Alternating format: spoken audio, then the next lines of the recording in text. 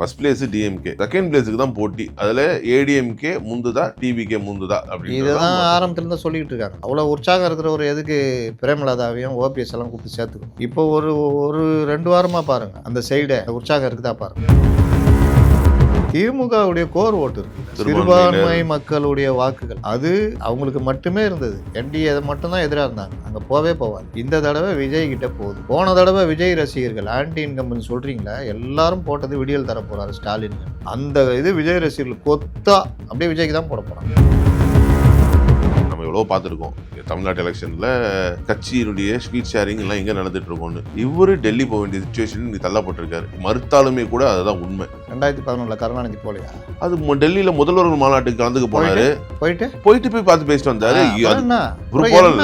என்ன கேனர் கூட ஒரு அறிக்கை விட்டுருக்காரு, இது டெல்லியில பாஜக தலைமையிலான கூட்டணி தான், இது அதிமுக தலைமையில கூட்டணி கிடையாது. இருக்கட்டும், உங்களுக்கு என்ன 6 சீட்டு வாங்கின சிபிஐ 5 சீட்டு.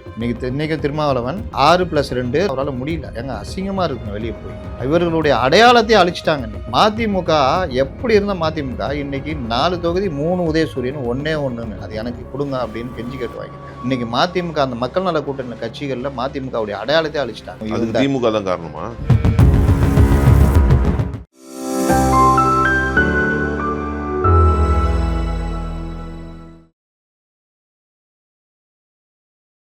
ப்ரோவோக் வாய்ஸ் நேயர்களுக்கு வணக்கம். இன்றைய சிறப்பு நேர்காணலில் நம்மளுடன் இணைந்திருப்பவர் மூத்த பத்திரிகையாளர் திரு அப்துல் முத்தலிஃப் அவர்கள். வணக்கம் சார். வணக்கம்.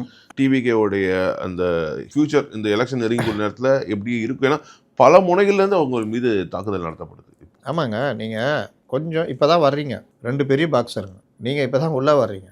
யார் 2 பேருமே நான் அடிச்சிடுவேன்னா எப்படி அடிக்க முடியும்? 2 பேருமே வலுவான பயிற்சி உள்ள சாம்பியனுங்க, பல தடவை சாம்பியன் பட்டம் வாங்கணும். அப்போ நீங்கள் ஏதாவது ஒரு மையத்தில் சேர்ந்துட்டு அங்கே ப்ராக்டிஸ் எடுத்துகிட்டு நீங்கள் இன்னொருத்தரை வீழ்த்தலாம். நீங்கள் ப்ராக்டிஸே இல்லாமல், ப்ராக்டிஸ் வேறு இல்லை உங்களுக்கு, நாங்கள் ஜெயிச்சிருவோம், மக்கள் நம்புகிறாங்க, ஆடியன்ஸ் நான் தான் சாம்பியன் நம்புகிறாங்கன்னா ஆடியன்ஸாக அங்கே சண்டை போட போகிறான், நீங்கள் தான் சண்டை போட போகிறீங்க. அதனால் இவர்கள் முக்கியமான நல்ல ஒரு வாய்ப்பை கெடுத்துக்கிட்டாங்க.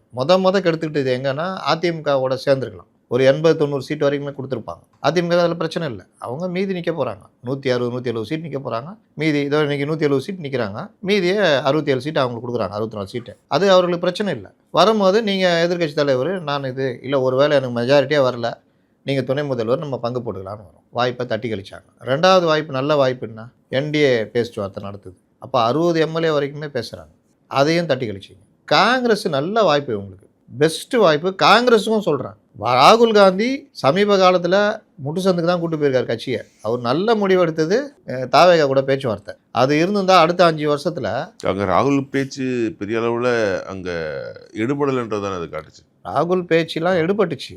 திமுகவும் காங்கிரஸ் போனால் போட்டோம் அப்படின்ற மாதிரி தான் இருந்தாங்க. ஆனால் நிலைமை பல இடங்களில் வர தகவலாம் பார்க்கும்போது பாண்டிச்சேரியில் இம்மீடியட்டாக ஆட்சி பிடிப்பாங்க, இல்லை செகண்ட் பிளேஸ் வந்துடுவாங்க. கேரளாவில் அவங்களுக்கு லாபம். அடுத்து எம்பி எலெக்ஷன் வரும்பொழுது இது ஒரு பெரிய செகண்ட் லெவல் பெரிய கூட்டணியாக இருக்கும் தாவேகா காங்கிரஸ். உள்ளாட்சிகளில் அதிக தொகுதியில் காங்கிரஸும் தாவேகாவும் பிடிக்கிறதுக்கு வாய்ப்பு இருக்குது. பார்லிமெண்ட் எலெக்ஷனில் காங்கிரஸுக்கு விஜய் ஒரு பெரிய பிரச்சாரகராக பயன்படுவார். இதெல்லாம் இது பண்ணும்போது திமுகவுக்கு பயம் வந்துச்சு. இது விட்டுட்டா அதுக்கப்புறம் நம்ம அதுக்கு தான் சிதம்பரம் இவங்களெல்லாம் பிடிச்சி சோனியா காந்தியை இது பண்ணி பேசி ராகுலை ஓரம் கட்டி ராகுல் முடிவை மீறி இழுத்து போட்டாங்க. இதை காங்கிரஸ் ராகுல் அதை எக்ஸ்போஸ் பண்ண அந்த ஜோனுக்கே விட மாட்டேங்கிறாங்க. காங்கிரஸ் உடைய தலையெழுத்து அதுதான். சச்சின் பைலட்டு இளம் தலைவர், ஆனால் அங்கே கெலாட்டு தான் இருப்பார். பஞ்சாபில் நம்பர் 1 சிஎம் அந்த கேப்டன் அமரிந்தர் சிங்கார் அவர் இருந்தார். அவரை வலுக்கட்டாமல் வெளியேற்றி சித்துவை கொண்டு உட்கார வச்சாங்க. இப்போ அங்கே ஆம் ஆத்மி வந்துச்சு, கட்சியே ஒன்றுலாம் போச்சாங்க பஞ்சாபில். நீங்கள் 3 வேளாண் சட்டங்களுக்கு எதிராக இப்போ கூட தெலுங்கானாவில் ரேவந்த் ரெட்டி ரொம்ப சூப்பராக பண்ணிட்டு இருக்காரு. ஆனால் அவரையும் கூடி சீக்கிரம் காலி பண்ணிடுவாங்க. தெலுங்கானாவில் வந்ததே அதிசயம் தெரியுமா? அது ஒரு மாதிரி அவங்க நினச்சே பார்க்கலங்க. ஆனால் தெலுங்கானா ஜெயிச்சிச்சு. அது ஒன்று. நீங்கள் ஆந்திராவில் துடை தெரியப்பட்டு விட்டுச்சு காங்கிரஸ், வெஸ்ட் பெங்காலில் துடை தெரியப்பட்டு விட்டது. ஹரியானாவில் ஜெயிச்சு ஆம் ஆத்மியோட சேர்ந்து 10 எம்பியில் 5 எம்பி பிடிச்சாங்க. 0லேருந்து 5 எம்பி, மொத்தமே 10 எம்பி, 50%. அதை அப்படியே கொண்டு போயிருந்தா பார்லிமெண்ட் இது சட்டசபை தேர்தல் 3 மாதம் பொறுத்து நடக்குது. காங்கிரஸ் ஆம் ஆத்மி கூட்டணி ஜெயிச்சிருக்கோம், ஆம் ஆத்மி கழட்டி விட்டாங்க. அவன் அன்னைக்கு அங்கே முறுக்குனவன் டெல்லி வரைக்கும் முறுக்கிச்சு, டெல்லியிலும் உங்கள் கைக்கு போச்சு, பிஜேபி வந்துச்சு. இந்த மாதிரி ஸ்லீப்பர் செல்லு மாதிரி பிஜேபிக்கு இவங்க உதவிக்கிட்டு இருக்காங்க. இங்கேயும் பாருங்கள், பிஜேபி இப்போ உள்ள வரதுக்கு தடுமாறிக்கிட்டு இருக்குது. இப்போ இன்னைக்கு வந்த தகவல் 35 தொகுதிகள் அதில் பிஜேபி மட்டும் 29 தொகுதி நிற்கிறாங்க கூட்டணி. அவங்களுக்கு கூட வரவங்களுக்கு தாமரையில் நிற்க வச்சு சேர்த்தா 35. காங்கிரஸோட ஜாஸ்தி போயிட்டாங்க. நாளைக்கு அலையில் அவங்க 20 தொகுதி மேலே வந்து காங்கிரஸ் ஒரு 5-6 தொகுதினா பெரும் வளர்ச்சி. அதை தடுக்கணும்னா நீங்கள் என்ன பண்ணணும்? தாவேகா தான் அவங்களுக்கு ஒரே வாய்ப்பு. காங்கிரஸ் டக்குன்னு மேலே வந்துடும். 60-70 சீட்டு கேட்டு நின்னீங்கன்னா நீங்கள் 5 சீட்டு ஜெயிச்சா கூட ஓட் பர்சன்டேஜில் டாப்பில் இருக்கலாம். அடுத்தடுத்து ட்ராவல் பண்ணலாம். யங்ஸ்டர்ஸ் காங்கிரஸ்குள்ளே கனெக்ட் ஆகிடுவோம். தாவேகாவுடைய யங்ஸ்டர்ஸு கனெக்ட் ஆகிடுவான். ராகுல் காந்தியிலேருந்து பெரிய இன்னைக்கு இருக்க பொசிஷனில் டிஎம்கே தான் ஸ்ட்ராங்காக இருக்காங்க 4 முறை போட்டியில். ஏன் ஸ்ட்ராங்காக இருக்காங்களா? ஆமாம், ஏன்னா இந்த பக்கம் ஆன்டி இன்கம்பன்சி ஓட்ஸு மற்ற ஓட்ஸ் எல்லாம் ஆன்டி இன்கம்பன்சின்றது என்னது? ஆட்சிக்கு எதிராக இருக்கிற ஓட்டுகள் அது யாருக்கு போகும்? 3 பிரியுதுல்ல. 3 எப்படி பிரியும்? அதிமுக, டிவிகே, என்டிகேன்னு மாற்றத்தை விரும்புகிறவங்க அந்த பக்கம் தானே போவாங்க. மாற்றத்தை விரும்புகிறவங்க போவாங்க. டிவி கேட்ட ஒரு மைனஸ் இருக்குல்ல, வேட்பாளர் தேர்வு தேர்தல் களன்றது. உங்களுக்கு விஜய் தானே ஃபேஸ். தேர்தல் களன்றதுன்னா விஜய் பேசு. விஜய் தானே சார் அந்த கட்சி ஃபேஸ். 230 ஓட்டு போடுவோம். விஜய்க்கு தான் போடுவாங்க. அவரே சொல்ற 234 தொகுதியிலையும் விஜய் தான். அதெல்லாம் அவங்க சின்னம் ஆல்ரெடி விசில் சின்னம் எல்லா கிராமங்களுக்கும் போய் சேர்ந்துருச்சு. ஒரு தேர்தல் அந்த ஓட்டு அப்படிதான் போகும். ஒரு தேர்தலுக்கு ஒவ்வொரு கட்டங்கள் இருக்குது. ஃபர்ஸ்ட் எண்ணிக்கை பிரிக்கிறது, செகண்டு தொகுதிகளை கரெக்டாக வாங்குறது, தேர்டு வேட்பாளர். ஒவ்வொன்றுமே தேர்தலில் எதிரொலிக்கும். அப்போது ஒரு தேர்தலில் உங்களுக்கு எண்ணிக்கை 234. இப்போ என்ன சொல்கிறாங்கன்னா ஃபர்ஸ்ட் பிளேஸு டிஎம்கே, செகண்ட் பிளேஸுக்கு தான் போட்டி. அதில் ஏடிஎம்கே முந்துதா டிவிகே முந்துதா, இதுதான் வந்து இப்போ இருக்க தேர்தல் அப்படின்னு இதுதான் ஆரம்பத்துலேருந்து சொல்லிக்கிட்டு இருக்காங்கல்ல. அவ்வளோ உற்சாகம் இருக்கிற ஒரு எதுக்கு பிரேமலதாவையும் ஓபிஎஸ் எல்லாம் கூப்பிட்டு சேர்த்துக்கணும்? இப்போ ஒரு 2 வாரமாக பாருங்கள் அந்த சைடே அந்த உற்சாகம் இருக்குதா பாருங்கள். இன்னொரு விஷயம், திமுகவுடைய கோர் ஓட்டு இருக்குல்ல, சிறுபான்மை மக்களுடைய வாக்குகள், அது அவங்களுக்கு மட்டுமே இருந்தது. என்டிஏ மட்டும்தான் எதிராக இருந்தாங்க. அங்கே போகாது. இந்த தடவை விஜய் கிட்ட போகுது முழுசுமாக. அதுவும் இப்போ இவர் எடுத்த முடிவு, நாங்கள் மத சார்பின்மை அதுன்னு பேசல, அப்படியே 13ல் 8-9 வரைக்கும் போகும் விஜய்க்கு. போன தடவை விஜய் ரசிகர்கள் ஆன்டி இன்கம்பன்சி சொல்கிறீங்களா, எல்லாரும் போட்டது விடியல் தர போகிறாரு ஸ்டாலினுங்க. அந்த இது விஜய் ரசிகர்கள் கொத்தா அப்படியே விஜய்க்கு தான் போட போகிறான். இதுலேயே டிஎம்கேவுடைய கோர் ஓட்டையே கிட்டத்தட்ட 14-15% பிரிக்கிறாங்க. அப்படின்னா என்ன அர்த்தம்னா, ஒரு தொகுதியில் நீங்கள் திமுக வாங்குகிற வாக்குகள் ஒரு 80,000 வாங்கி ஜெயிச்சிருப்பாங்க.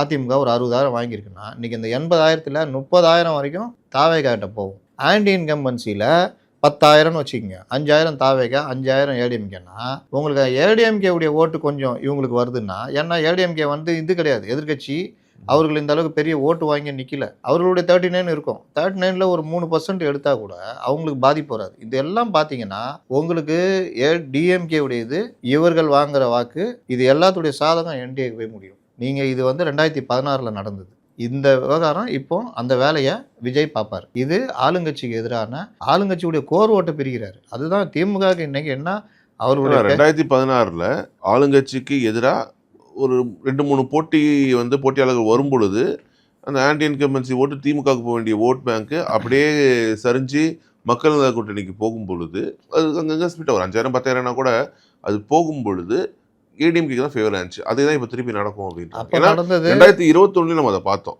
இந்த வேலையை கமல் செஞ்சார். கமல் அந்தந்த தொகுதிகளில் ஒரு சில தொகுதிகளில் ஒரு 5,000-10,000 ஓட்டு வாங்கின அந்த அப்படிங்கிறது ஏடிஎம்கேக்கு ஒரு பெரிய டிஃபீட் ஏற்படுத்துச்சு நிறைய தொகுதிகள். 2 மாறுபட்டதுவா 2000 மாறுபட்டது தான். அதுதான் 2016ல் ஆளும் கட்சிக்கு சாதகமாக அமைஞ்சது. 2021ல் முழுதுமாக எதிர்கட்சிக்கு சாதகமாக அமைஞ்சது. இந்த பிரியறது இப்போ முழுதுமாக எதிர்கட்சிக்கு சாதகமாக அமையும். அது எல்லாமே வந்து ஓட்டு ஆன்டி இன்கம்பன்சி பிரித்தாங்க. ஆனால் இந்த இது வந்து அது கிடையாதுன்ற.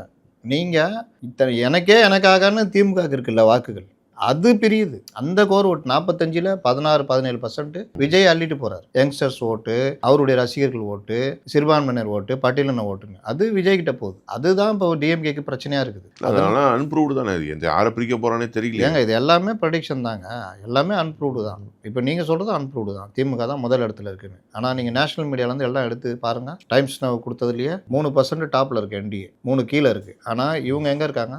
இதை தான் நான் திரும்ப ஆரம்பத்துலேருந்து சொல்லிட்டு இருக்கிறேன். விஜய் பிரிக்கிற வாக்குகள் என்டிஏக்கு சாதகமாக அமையும். விஜய்லாம் ஒரு சீட்டு கூட வாங்க முடியாதுன்னு. இதே தான் இன்னொரு முக்கியமான பத்திரிகையாளர் அவரும் சொன்னார். ஒரு சீட்டு கூட 10 சீட்டு வாங்கினாங்கன்னா நான் அரசியல் விட்ட நான் இதை விட்ட போயிடுறேன்னு. ஏன்னா வாக்குகள் வாங்கலாம், 40,000-50,000 வாக்குகள் வாங்கலாம், பர்சன்டேஜ் வரலாம் 20%.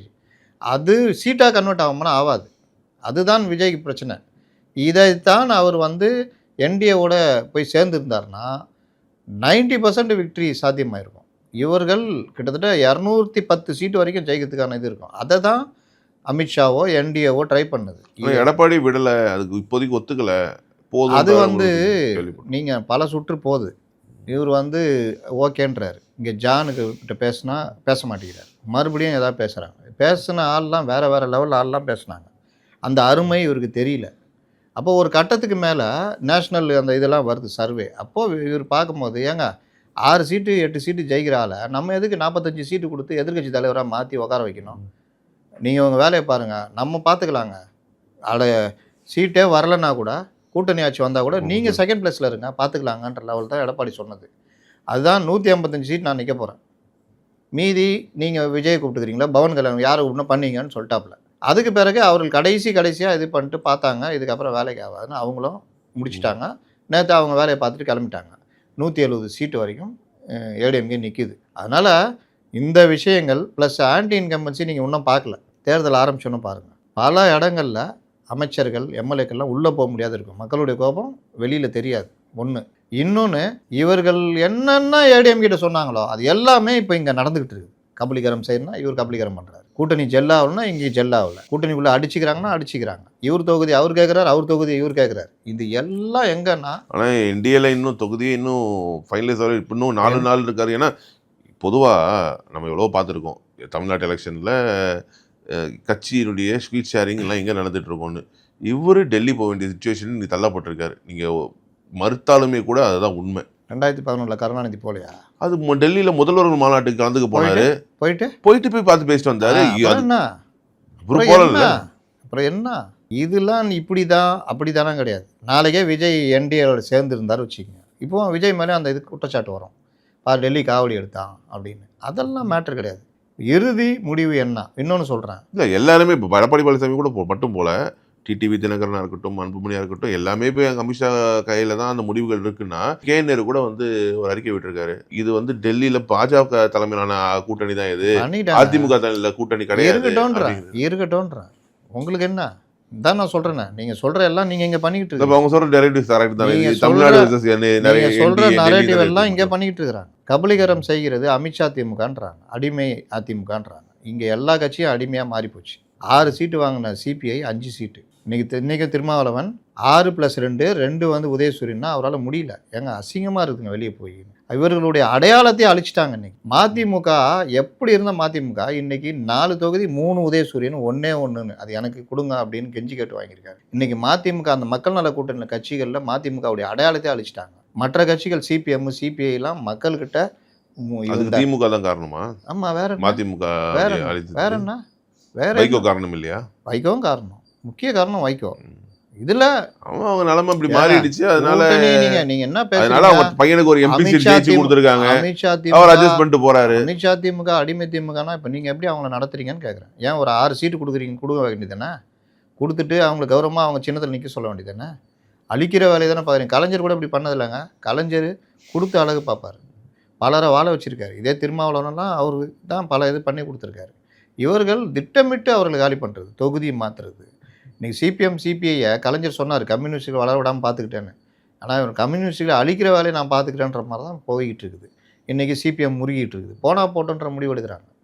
அதனால் இவர்கள் நீங்கள் சொல்கிறீங்க இது ஒற்றுமைன்னு வெடிச்சு செதறிட்டு இருக்குது. என்னென்னா வழக்கம் போல் மெயின் ஸ்ட்ரீம் மீடியாக்கள் இந்த பக்கமே திரும்ப மாட்டாங்க, இப்படியே பார்த்துட்டு இருப்பான், அந்த சைடு பார்க்காதப்பான்றது தான் ஓடிக்கிட்டு இருக்குது. இல்லை இதில் கொஞ்சம் அங்கே நடந்தாலும் நேரத்துக்கு பதறிட்டு இருப்பாங்க. இன்னொன்று சொல்கிறேன், தொகுதியெல்லாம் இவர்கள் ஏற்கனவே பேசிட்டாங்க. நடுவில் தாவேகா உள்ளே வரும்னு சொல்லிட்டு மறுபடியும் ஒரு இதுக்காக அப்படி நிப்பாட்டினாங்க. எது எண்ணிக்கை இல்லை, தொகுதிகள். இப்போ வந்து இது ஏங்க டி நகர் தொகுதியை பாஜகவுக்கு விட்டு கொடுக்குதுங்க அதிமுக. ஆமாம், மயிலாப்பூர் அவங்க வாங்கிக்கிறாங்க, அதிமுக நிற்கிது. என்ன சொல்லுவீங்க? எனக்கு வந்து தகவல் அது மாறக்கூட செய்யலாம். ஆனால் இந்த மாதிரி பல இடங்களில் பல இது நடக்குது. அதனால் பொறுத்து பார்க்கணும். 4 நாள் சொல்லியிருக்காரு, 4 நாள் எல்லாம் தெரிஞ்சிடும். தொகுதி எண்ணிக்கை போட்டேன் நான். கிட்டத்தட்ட அபிஷியலாக வரல, அபிஷியலாக வந்துடும் சொல்லியிருக்கேன். கிட்டத்தட்ட அதை நோக்கி தான் வரும். மிக்க நன்றி சார், உங்களுடைய நேரத்துக்கும் தகவல்களுக்கும்.